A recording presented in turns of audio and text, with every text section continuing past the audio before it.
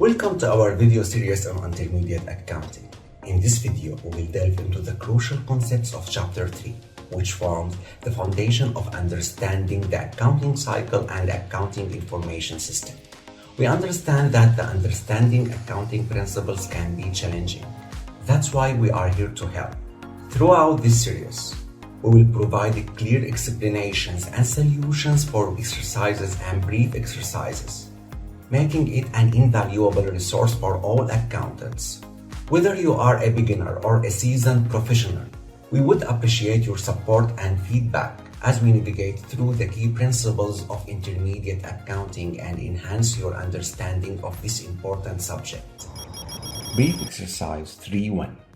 In this example, we have transactions for Meta Company for the month of May. These transactions include an investment of cash in exchange for common stock, the purchase of equipment on account, the payment of rent, and billing a customer for work done. The first transaction is, on May 1, BD Meta starts a welding business with a $4,000 cash investment. He receives common stock in return. This transaction affects two accounts, cash and common stock. Cash is an asset account that increases with a debit. Common stock is an equity account that increases with a credit. The journal entry for this transaction is debit, cash, $4,000, credit, common stock, $4,000. On May 3, buys equipment on account for $1,100. This transaction affects two accounts, equipment and account payable. Equipment is an asset account that increases with a debit. Accounts payable is a liability account that increases with a credit. The journal entry for this transaction is debit equipment $1,100, credit accounts payable $1,100. On May 13, pays $400 to landlord for May rent. Rent expense is debited because it increases the expense account. Cash is credited because it decreases the asset account. The journal entry is debit, rent expense, credit, cash for $400. On May 21, bills Noble Corporation $500 for welding work done. This transaction affects two accounts, service revenue and accounts receivable. Accounts receivable is an asset account that increases with a debit. Service revenue is a revenue account that increases with a credit. The journal entry to record this transaction is debit accounts receivable, credit service revenue for $500. Brief exercise 3.2. We have here transactions for a Gazi repair shop during the first month of business as a proprietorship. These transactions include an investment of cash and equipment in a business, the purchase of supplies on account, performance of services for clients, the payment of rent, and counting of supplies. On August 2, invested $12,000 cash and $2,500 of equipment in the business. Here we have three accounts, cash and equipment as assets increased, they will be debited, while capital as equity decreased, so it will be credited. The entry is debit cash, $12,000, equipment, $2,500, credit capital, $14,500. Here we have to note, in the first example, BD Meta invested cash in exchange for common stock in a small welding corporation, which represents an equity investment in the company. Common stock is a type of ownership in a corporation, and it represents a claim on the company's assets and earnings. When BD Meta invested cash for common stock, it increased the company equity, and this is why the journal entry debits cash and credits common stock. Here, a Gazi repair shop is a proprietorship, not a corporation. A proprietorship is a type of business that is owned and run by one person, and it doesn't have any stockholders. Instead, the owner has full control over the business, and the business assets and liabilities are the owner's personal assets and liabilities. When the owner invested cash and equipment in the business, it is considered as capital injection. And this is why the journal entry debits cash and equipment and credits capital. On August 7th, the company bought supplies worth $500 and agreed to pay later. This increased the asset account supplies and the liability account accounts payable by $500 each. The journal entry is debit supplies, credit accounts payable. On August 12, Agassiz performed services for clients and received $1,300 in cash and $670 on account. This transaction increased the service revenue by $1,970 and the assets by the same amount. The journal entry to record this transaction is debit cash $1,300, accounts receivable $670, credit service revenue $1,970. On August 15th, Agassiz Repair Shop paid $600 for the rent of August. This transaction was recorded as a debit to rent expense and a credit to cash, both for $600. On August 19, the company counted supplies and determined that only $270 of the supplies purchased on August 7 are still on hand. That means the company counted the remaining supplies and found out that they had used up $230 worth of supplies. 230 is 500 minus 270. This decreased the asset account supplies and increased the expense account supplies expense by $230 each. The journal entry is debit supplies expense, credit supplies, $230. In brief exercise 3.3, we have a solution where Crow Company pays $15,000 to Zobin Insurance Company for a 3-year insurance policy on July 1st, 2020. Both companies has fiscal years ending December 31st. To record this transaction in Crow Company books, we first make a journal entry on July 1st. We debit the account prepaid insurance for $15,000 and credit the account cash for the same amount.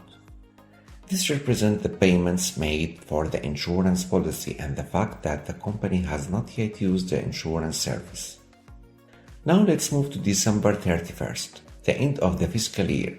At this point, Crow Company has used a portion of this insurance policy, so we need to adjust our accounts to reflect this. We debit the account insurance expense for $2,500 and credit the account prepaid insurance for the same amount. This shows that Crow Company has incurred an expense of $2,500 for the insurance policy and that the remaining balance of $12,500 is still accrued and recorded in the prepaid insurance account. In brief exercise 3.4, Zobin Insurance Company is the company that provides the insurance policy. On July 1st, Zobin Insurance received $15,000 from the Crow Company as unearned service revenue. This is recorded by debiting the account cash and crediting the account unearned service revenue. As the year goes on, Zobin Insurance Company earns the portion of the revenue received from Crow Company by providing the insurance service. On December 31st, the end of the fiscal year, we need to adjust our accounts to reflect the earned revenue. Therefore, we debit the account unearned service revenue for $2,500 and credit account service revenue for the same amount. In brief exercise 3.5, we look at the accounting entries for Procter & Gamble for a 2 years insurance coverage that was paid in advance on February 1st.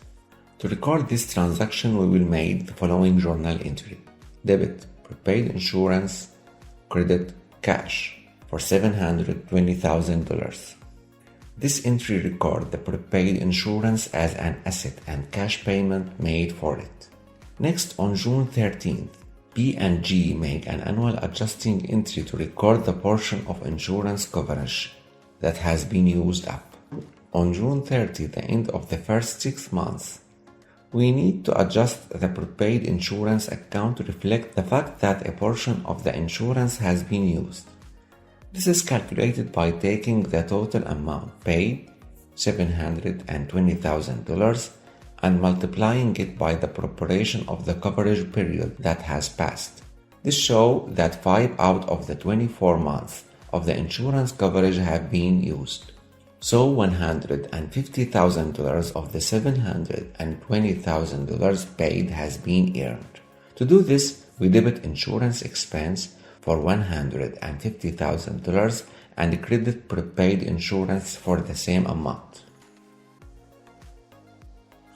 In brief exercise 3.6, on November 1, La Bouche Corporation received a cash payment of $2,400 from the tenant of the rental of storage space. The transaction was recorded by debiting cash and crediting unearned rent revenue. Then on December 31, an annual adjusting entry has made to reflect the portion of unearned rent revenue that had been earned. To do this, La Bouche debited unearned service revenue and credited rent revenue in the amount of $1,600, which represent 2 divided by 3 of the total rental payment received. So, these two journal entries reflect the cash received in advance and the portion of the rent revenue that has been earned over time. Brief exercise 3.7. You can see that the Dresser Company's weekly payroll is paid on Fridays, with a total of $8,000. The employees work a 5-day week, so the weekly payroll covers their salaries and wages for 5 days. On Wednesday, December 31, Dresser Company make an adjusting entry to record salaries and wages expense for the current week. This entry debits salaries and wages expense for $4,800, which represents 3 divided by 5 of the total weekly payroll, and credits salaries and wages payable for the same amount. On Friday, January 2, Dresser Company records the $8,000 cash payment for the weekly payroll. This entry debits salaries and wages payable for $4,800, which represents the portion of the salary that has been earned but not yet paid in the last year, and salaries and wages expense $3,200. The employees worked only 2 days out of 5 in this year, and thus the cost of labor for these 2 days is calculated as $8,000 multiplied by 2 divided by 5, and the credit cash for the full $8,000 amount. Brief exercise 3.8. Gonzalez Company has a note receivable for $12,000, which was dated October 1. On December 31, an adjusting entry is made to record $300 of accrued interest. The entry debits the account interest receivable for $300 and credits the account interest revenue for $300. On February 1, Gonzalez Company receives $12,400 from the borrower, which includes the original $12,000 loan plus $300 of the accrued interest. A journal entry is made to record this transaction, which debits the account cash for $12,400, credits the account notes receivable for $12,000, and credits the account interest receivable for $300. Additionally, the account interest revenue is credited for $100, which represents the interest that was earned in 2 months between December 31 and February 1. Brief exercise 3.9. At the end of August 31, Walgreens makes several adjusting entries to ensure that its financial statement reflects the state of its business. These entries include interest on notes payable of $300 is accrued. To record this, an entry is made that increases the interest expense account by $300 and increases the interest payable account by $300. Services performed but unbilled total $1,400. To record this, an entry is made that increases the accounts receivable account by $1,400 and increases the service revenue account by $1,400. Salaries and wages earned by employees of $700 have not been recorded. To record this, an entry is made that increases the salaries and wages expense account by $700 and increases the salaries and wages payable account by the same amount. Bad debt expense for the year is $900. To record this, an entry is made that increases the bad debt expense account by $800 and increases the allowance for doubtful accounts by the same amount. Brief exercise 310. At the end of the first year of operations, Alonso Company recorded depreciation of $2,000 on its equipment. To account for this depreciation, an adjusting entry was made by debiting depreciation expense for $2,000 and credited accumulated depreciation equipment for the same amount. The balance sheet presentation of the equipment at December 31 showed the original cost of $30,000 with accumulated depreciation of $2,000, resulting in a net book value of $28,000. Brief exercise 311. At year-end, Sidekicks closes its revenue accounts, sales revenues and interest revenue by debiting them and crediting income summary for the total $822,400. The company then closes its expenses accounts, cost of goods sold, administrative expenses, and income tax expense by debiting income summary and crediting each prospective account for a total of $780,300. Income summary is then closed to retained earnings by debiting income summary and crediting retained earnings for $42,100. This amount is calculated by subtracting the total expenses from the total revenues. Finally, the dividends accounts is closed to retained earnings by debiting retained earnings and crediting dividends for $18,900. Brief exercise 312. Service revenue is calculated by adding the cash receipts from customers to the increase in accounts receivable. Cash receipts: Kelly Company received $142,000 from customers in 2014. Increase in accounts receivable at January 1. Accounts receivable was $13,000. At December 31, accounts receivable was $600. Therefore, the increase in accounts receivable is $18,600 minus $13,000 equals $5,600. Service revenue. The service revenue is calculated by adding the cash receipts from customers to the increase in accounts receivable, which gives us $147,600. The operating expenses are calculated by subtracting the increase in prepaid expenses from the cash payments for operating expenses. Payments for operating expenses. Kelly Company paid $97,000 for operating expenses in 2014. Increase in prepaid expenses at January 1. Prepaid expenses were $17,500. At December 31, prepaid expenses were $23,200. Therefore, the increase in prepaid expenses is $5,700. Operating expenses: $97,000 minus $5,700 equals $91,300. Brief exercise 313. The January 1 reversing entry is made to clear the previous year's adjusting entry. The entry debits salaries and wages payable for $4,200 and credits salaries and wages expense for the same amount, effectively reversing the December 31 adjusting entry.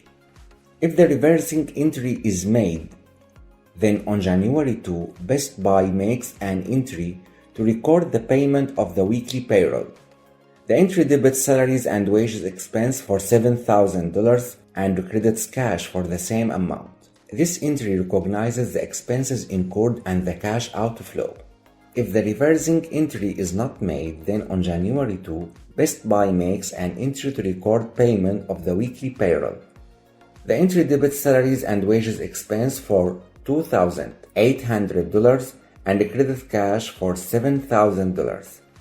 The salaries and wages payable account is also debited for $4,200, bringing the total debit to salaries and wages expense to $7,000. This entry recognizes the expenses incurred and the cash outflow, but also updates the balance in salaries and wages payable to show the amount still owed. That's all for today. See you soon.